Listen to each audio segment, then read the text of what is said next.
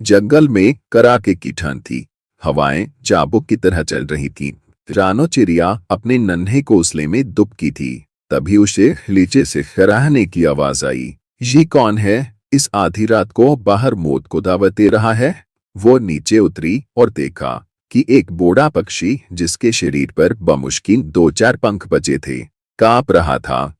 बह, बिटिया, बहुत ठंड है। क्या मुझे थोड़ा कोना मिलेगा?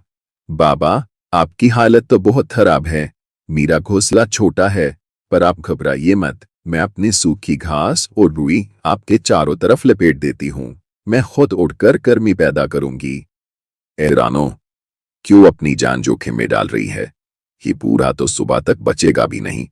अपनी रुई बचा, वरना तू भी ठिठुर जाएगी। चुप रहो कालू, किसी की मदद करना जोखिम नहीं, धर्म होता है। बाबा, आप फिक्र ना करें, मैं यही हूँ। पूरी रात रानो जागती रही। सुबह होते ही सूरज की पहली किरण के साथ वो बूढ़ा पक्षी एक सुनहरी रोशनी में बदल गया। रानो, मैं तुम्हारी परीक्षा ले रहा था। इस क्रूर दुनिया में तुम्हारी ममता बेमिसाल है। ये लो, मायावी स्वर्ण जादुई ब्रश। इससे तुम जो भी बनाओगी वो जीवित हो उठेगा। लेकिन याद रखना, इसकी स्याही तुम्हारे हृदय की अच्छाई से चलती है। जिस दिन लालच आएगा, ये पत्थर बन जाएगी। रानो ने कांपते हाथों से ब्रश लिया। उसने जमीन पर एक सुनहरा अनाज का ढेर बनाया। जैसे ही ब्रश चला, अनाज के दाने मिट्टी से फूट पड़े। अरे, ये तो सचमुच जादू है। टुनटुनी, मिट्टू तोते, सब इधर आओ, आज कोई भूखा नहीं सोएगा। रानो, मेरे बच्चे बेघर हैं। पिछली बारिश में पेड़ गिर गया था। क्या तुम? क्यों नहीं टुनटुनी, देखो। रानो ने हवा में एक मजबूत लकड़ी का महलनुमा घोंसला उकेरा। देखते ही देखते दाल पर एक आलीशान घर बन गया, जिसमें मखमली बिछावन था। वाह रानो, तुम तो कमाल हो। पर देखो, कालू तुम्हें गुस्से से देख रहा है। ये छोटी सी चिड़िया इतनी ताकतवर कैसे हो गई? वो ब्रश मेरा होना चाहिए। मैं उससे सोने के अंडे देने वाली मुर्गी बनाऊंगा और पूरा जंगल मेरा गुलाम होगा। अगले दिन रानो थक कर सो रही थी। उसने ब्रश को अपने पंखों के नीचे छिपा रखा था। कालू तबिफा आया। सोचा, सोचा छोटी रानी, अब ये ब्रश कालू राजा की किस्मत चमकाएगा। कालू ने धीरे से ब्रश निकाला और अपनी अंधेरी गुफा की ओर भागा। वो बहुत उत्साहित था। अब मैं बनाऊंगा एक विशाल सोने का पिंजरा, जिसमें रानो और उसके दोस्त कैद रहेंगे, और मेरे लिए शाही दावत। कालू ने जमीन पर ऊबड़ खाबड़ लकीरें खींची, लेकिन क्योंकि उसका मन मैला था, जादू उल्टा होने लगा। सोने के पिंजरे की जगह लोहे की कंटीली झाड़ियां उगने लगी, जो कालू के पंखों में फंस गईं। ये क्या? ओए ब्रश, ठीक से काम कर। मुझे सोना चाहिए, ये कांटे नहीं। बचाओ, कोई मुझे इन झाड़ियों से निकालो।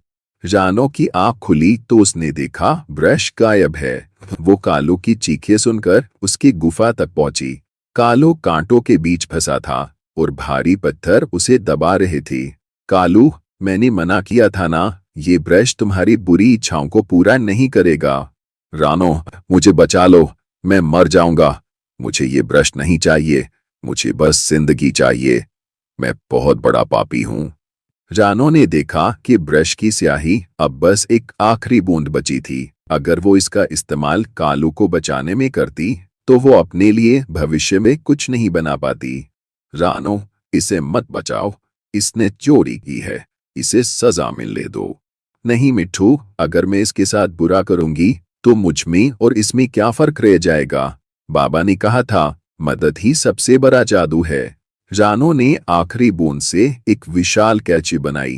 कैंची ने कालू को जकड़ने वाले कांटों को काट दिया और पत्थर रेत बनकर बिखर गए। जैसे ही काम पूरा हुआ, वो जादुई ब्रश एक साधारण लकड़ी की टहनी बन गया। कालू जमीन पर गिर पड़ा। उसकी आंखों में शर्मिंदगी के आंसू थे।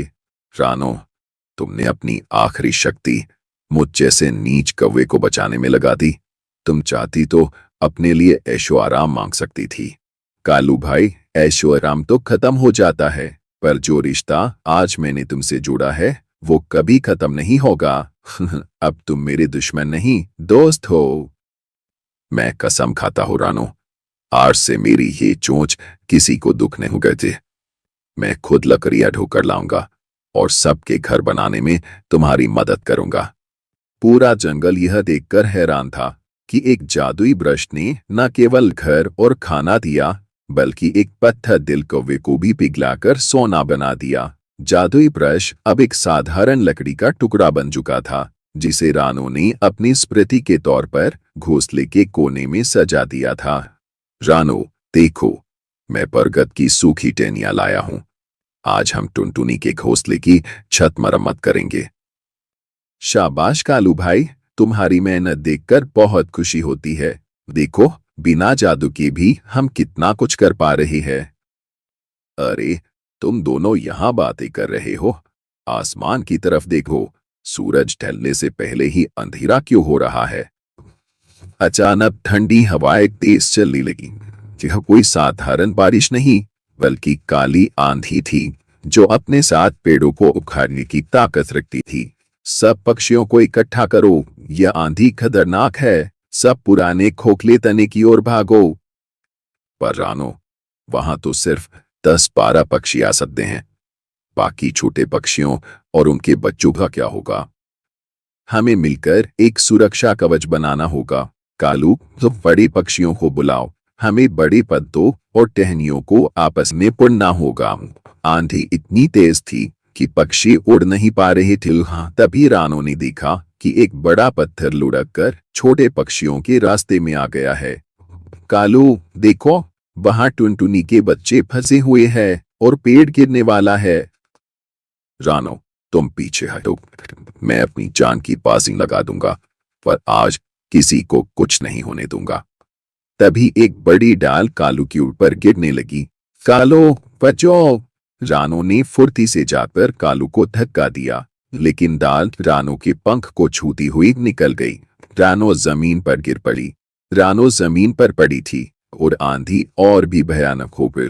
कालू ने भागकर रानो को अपने पंखों के नीचे छुपा लिया। हे ईश्वर, आज मेरे पास वो जादुई ब्रश होता तो मैं रानो को बचा लेता। मैंने लालच में उसकी शक्ति बर्बाद कर दी थी। मुझे सजा दो, पर रानो को बचा लो। तभी रानो के घोंसले में रखा वो पुराना साधारण ब्रश अचानक चमकने लगा। वो उड़कर रानो के पास आ गिरा। कालू, देखो, बाबा की आवाज सुनाई दे रही है। रानो का जादू ब्रश में नहीं बलिदान में होता है। कालू ने आज अपना जीवन दांव पर लगाया है और तुमने उसे बचाने के लिए खुद को चोट पहुंचाई। यही सच्चा जादू है। अचानक रानो के जख्म ठीक हो गए। वो लकड़ी का टुकड़ा फिर से चमकने लगा, पर इस बार वो रानो की हाथ में नहीं, बल्कि हवा में तैर रहा था। कालू, पकड़ो इसे, हम दोनों मिलकर इसे पकड़ेंगे। जैसे ही रानो और कालू ने मिलकर उस लकड़ी को छुआ, वहां से सुनहरी किरणें निकली और पूरे जंगल के ऊपर एक सुनहरी छतरी तन गई। आंधी की एक बूंद भी नीचे नहीं गिर पा रही थी। चमत्कार! देखो, हम सब सुरक्षित है।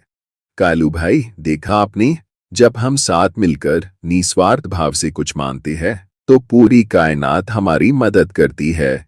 आंधी थम गई, सुनहरी छतरी धीरे धीरे गायब हो गई और वो लकड़ी का ब्रश हमेशा के लिए हवा में गायब हो गया। अब मुझे समझ आया, जादू चीजों में नहीं, हमारे दिलों में होता है। रानो, आज से मैं तुम्हारा रक्षक हूं और इस जंगल का सेवक, और हम सब मिलकर इस जंगल को स्वर्ग बनाएंगे, जहां किसी ब्रश की जरूरत नहीं होगी, बस प्यार और भरोसा होगा। इस कहानी से हमें सीख मिलती है कि एकता में वो शक्ति है जो असंभव को भी संभव बना देती है।